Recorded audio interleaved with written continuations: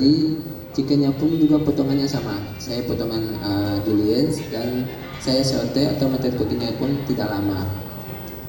Jadi pada ada perbedaan antara beef leftover dengan